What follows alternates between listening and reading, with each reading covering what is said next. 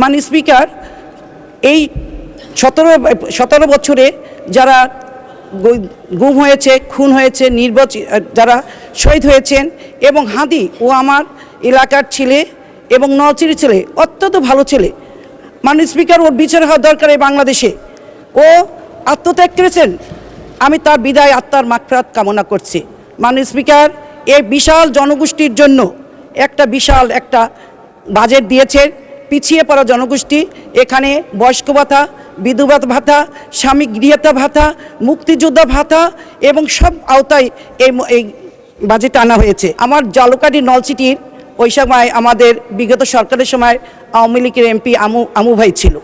আমি বলবো ওই এলাকা অনুন্নত এলাকা, নদী গর্ভে মাননীয় স্পিকার ভেঙে যাচ্ছে, কি করব, কোথায় নেবে এদের? মাননীয় স্পিকার বলেন তো, এদের একটু ভিটাঘাট একটু জমি ছাড়া কিছু নেই। মাননীয় স্পিকার, মাননীয় স্পিকার, আপনার মাধ্যমে মন্ত্রী মহোদয়কে, এনি ভাই আছে, এনি চৌধুরী আছে, সে একটু বলুক, কালকের মধ্যে আমার দু একটা জায়গা হয়তো ভেঙে যাবে, আমি কোথায় নিয়ে যাবো এদের বলেন মাননীয় স্পিকার?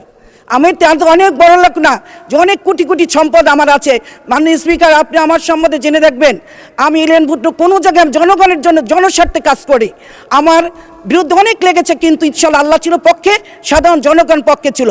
মাননীয় স্পিকার, 250 বেডের একটা হসপিটাল জালুকাঠিতে, সেটা এখনও অপ্রতুল অবস্থায় আছে, কোনো এখন উদ্বোধন হয় নাই।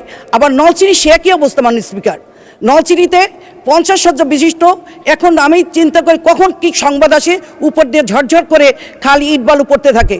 মাননীয় স্পিকার, আমার আর কিছু বলার নেই, আপনি সুদৃষ্টি চাই, আপনারা দোয়া করবেন। আমি চাই উন্নয়ন, উৎপাদন, আমি চাই রাস্তাঘাট উন্নয়ন।